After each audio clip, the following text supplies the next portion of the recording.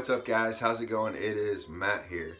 So as you guys saw in the video, today we're going to be talking about something. We're going to be talking about a 1911. This is a Rock Island Armory 1911 A1FS. This is the Cerakoted model. They say it's like a brown. It looks more like an OD green to me with these. I'm pretty sure they're G10 grips. But this is what we're going to be talking about today because this just came home with me yesterday. So we got to talk about what I just brought home. It's show and tell, right? So I have a little bit of a history with 1911, guys. So I actually have a little bit of a history with 1911. It's cleared, guys. For a very long time, all right? For a very, very long time, you know, it's about 14 years, going on 14 years now. I've wanted a 1911 for a very, it's one of those things. I've wanted a 1911. It's a historical firearm in American history. And, you know, when I served, you either carried a Beretta or you carried a 1911, which means if you were, say, a standard rifleman like I was, you carried the M9, but if you were like Marine Corps MARSOC, they call them MARSOC nowadays, but like Force Recon, they carried 1911s. Most of the snipers I knew, they carried some sort of 1911s. The ones that I usually saw were either Smith or Colts is the one that I saw them carrying on a daily basis. So for us, it was kind of like a thing. It's like you get out of the military, you think as a young kid, you're like, there's Berettas and there's 1911s, then there's Glocks. And you want either a Beretta, a 1911, or a Glock. And this is the one gun that I've wanted for a very long time. And I finally just got a chance to bring it home. So I'm kind of excited about it. So let's get into this, guys. So I know most people do the traditional unboxing. They throw it on the tabletop and stuff like that. I'm a little bit different. You know, if you guys have followed me for any period of time, you know I'm a little bit different. So we'll just talk about it a little bit here. So basically, get the box for you. When you get a Rock Island Armory, okay, it comes in this tiny little box. I mean, look how small this box is. It comes in this tiny little box, all right? So it comes in this Rock Island Armory box. All it comes with is standard, you know, basically a little bit of foam and one magazine. That's all it really comes with when you get the, you know, Rock Island. This is the Rock Island Armory magazine. It's actually working pretty good for me the other day. So when it comes to Rock Island, they've been around for a long time, guys. They've been making 1911s for a long time, and they're pretty good. They've stepped up the game a lot in the past few years, and they've created very well-made 1911s. Now, this one is a very affordable 1911, okay? You'll find these between $500 to $700, usually about $500 to $600 what you'll find for this specific model, all right? Like I said, this is the M1911 A1 with the FS model. And like I said, this comes with a fancy little Cerakote job. So I really like the looks of this gun. So let me bring it up here real quick. I really like this looks of the gun. I'll leave you close little look at it. There's really well cut lines, all right? The gun's cleared, guys. Really gotta love that front of that 1911, that look. Really well cut lines, all right? I like how they have the small logos instead of the big logos. And check out these grips, guys. I'm pretty sure these are G10. I'll have to actually look it up. I'm pretty sure these are G10 grips. These are really rough, very well textured, all right? So it has a good beaver tail safety, really good. I mean, every time you put your hand on it, you pretty much have a good grip on it. It has ambidextrous safeties on it, all right? It has ambidextrous safeties on it. Has a skeletonized hammer, a skeletonized adjustable trigger, which is kind of nice. I already adjusted it a little bit, so I have it where I like it right now. And, you know, these Novak sights, all right? These low profile Novak sights. Now, my one complaint is I'm just dealing with it. My one complaint is the sight. They're all black all the way around. The front and the back are all black, you know. But that's fine with me. I'm fine with it. You know, I put about 100 rounds through this the other day. You know, I'm not going to carry it until I put at least about 300 rounds through it. I like to break in guns before especially when in 1911, you got to break them in when you get them. And this one's really well done. I mean, this is so tight fitting. Like I was cleaning it last night, I almost couldn't get the bushing off. That's how tight fitting this one was. And I was pushing all I could on the spring, and it was fighting me. This is one tight fitting 1911 that they created. One good quality 1911 for a great budget price. Now, a lot of people will tell me, Matt, you got to take a look at the Rock Islands. Now, I said before, if I get a 1911, it's going to be like a Springfield Armory or Kimber or Colt or something like that.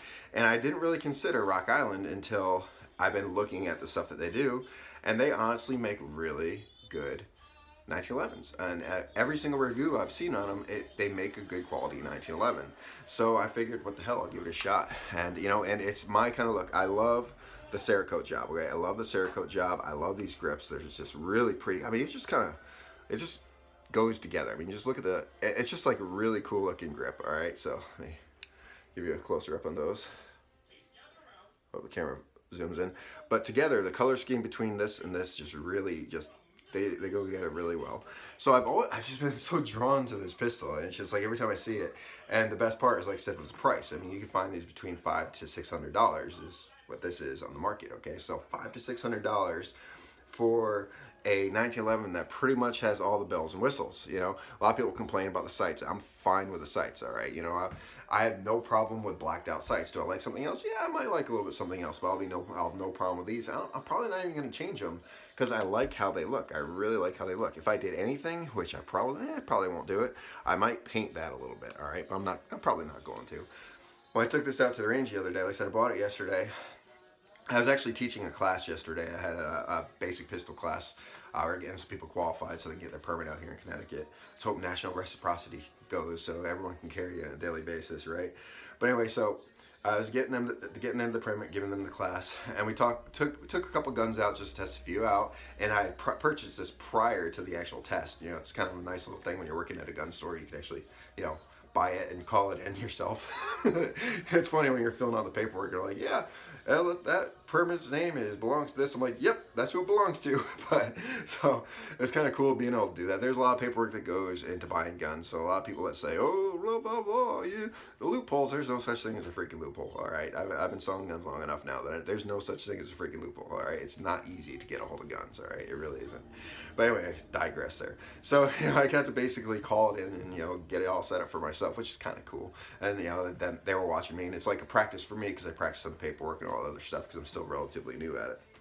But then, you know, like I said, and then, you know, I got 100 rounds of ammunition for it. At the time, I got 100 rounds of ammunition for it. And when I was taking the kids out to the range, actually, well, not kids, they're 21, but when I was taking them out to the range to, you know, for the permit class, for the qualification class, I just so happened to bring this out there with me. So all I really did was wipe it down. Okay, Rock Island Armory.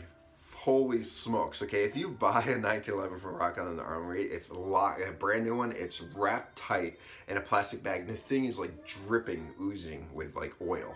So I wiped off all the oil on the outside, I did a little bit on the inside, and I didn't actually pull it apart and actually, you know, oil it or anything else going out to the range because it's in the break-in period. You know, yes, it's a good idea to do it on a daily basis to oil it, but when you're breaking something, especially like a 1911 that's really tight fitting, if you don't lube it up, it breaks it in a little bit quicker, all right? A little bit quicker, all right? But, you know, last night, like I said, I took it apart, did a thorough cleaning, got rid of all that crap oil that they ship it in, and put my CLP on it, on the areas that it needed and stuff like that. So right now, it's up to my standards and cleanliness, all right? But anyway, so I took it to the range the other day, and I pretty much ran everything that I put through it. I had the first 2 magazines that I fired. I had 2 failure feeds, which I kind of assumed. Like I said, I'm giving it a kind of a. I'm like, okay, you know, it's like this. I just got it, like literally just brought it out here. Didn't even clean it or anything like that. And they even recommend a 500 round break-in period. So I'm giving those. I'm like, okay, you know, I'll do that because it was a simple. It didn't quite go, and all I had to do was tap it forward. It was good to go. So basically, I'm in the break-in phase right now, and after I'm gonna give it another maybe 200-300 more rounds, then I might actually start carrying it because I'll make sure it's 100% broken in. All right, that's what I really want to do. But I mean, but overall, guys, you know, it's just a good gun. It is a really good looking gun. It really is. You know, what's kind of cool too is they have kind of the GI serrations over here. You know, most of them have like the angled ones. This really has the GI look. The lines, the way how it's cut, has the internal extractor. All right, so everything about it. You know, there's a little groove here, which kind of a nice little groove. But everything it looks pretty close to the GI model, except it obviously has the extended beaver tail and the skeletonized stuff and these. But the actual cuts, it's pretty close to it. Like even the shape, I mean, it's pretty good. You know, overall, I was pretty thoroughly impressed in the way how it looked. Shooting it the other day, right on. All right. we were shooting steel. It's always fun to shoot steel.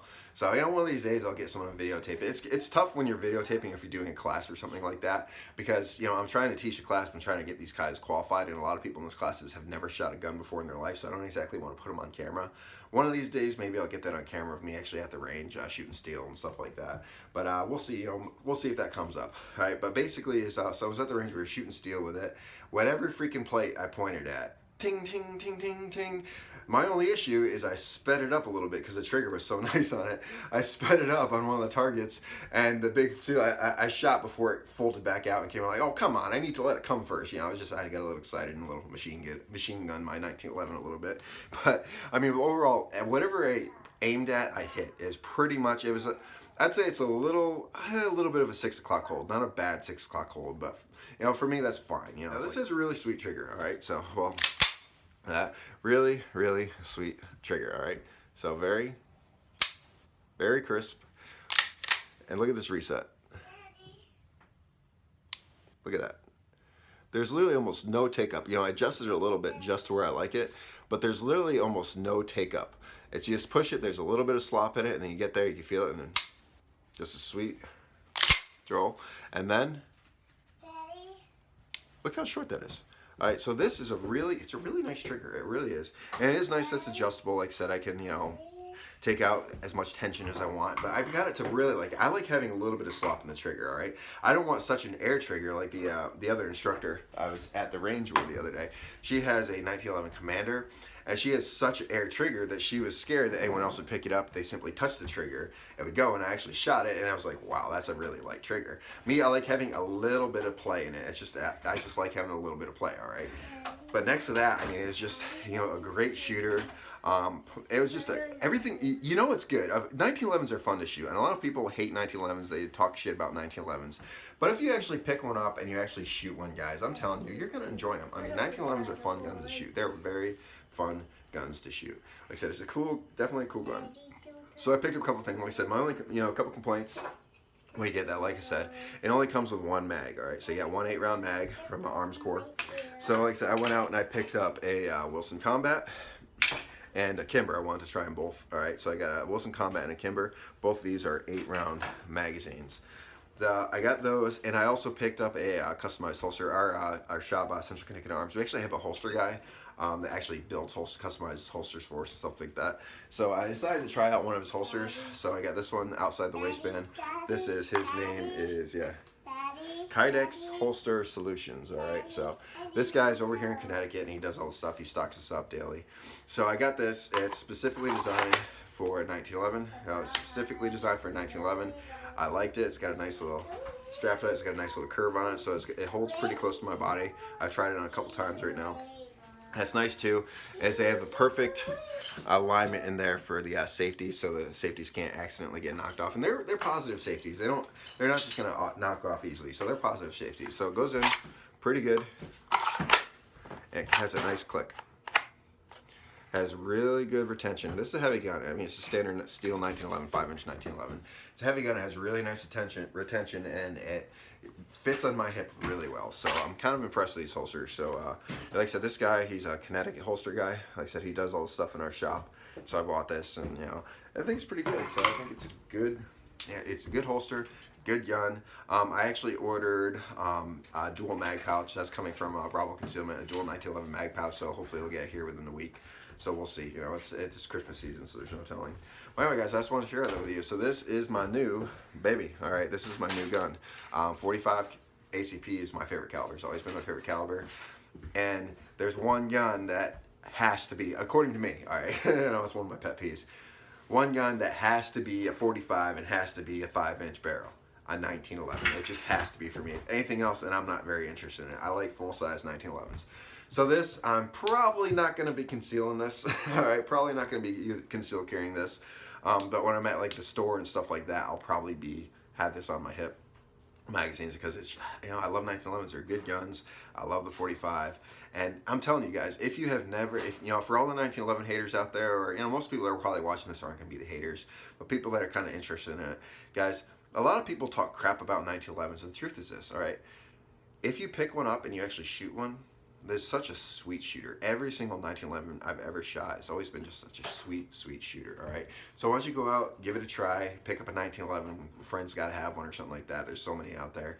Try one out, you might enjoy them. Now, if you guys are looking for a good budget 1911 that has great accuracy and that so far is pretty good, like I said, after my break-in period, I'll fill you in on what I think about it after I get through the break-in period and stuff like that. But if you're looking for a good quality, good looking, I mean pretty, gosh, just look at those color schemes. The color is just beautiful, how they have those popping together. So if you're looking for a budget 1911 that looks pretty, that has pretty much all the bells and whistles you always wanted on a 1911, guys, check out Rock Island Armory, guys. They got they have a really good selection. They've been making 1911s for a very, very long time. Was it like 50 years now? Correct me if I'm wrong. So they know what they're doing when it comes to 1911s, all right? Anyway, guys, I'm going to leave it at that. So if you like this video, guys, like, share, subscribe, tell your friends about me, and remember, it's our responsibility to take care of each other and protect each other. Peace.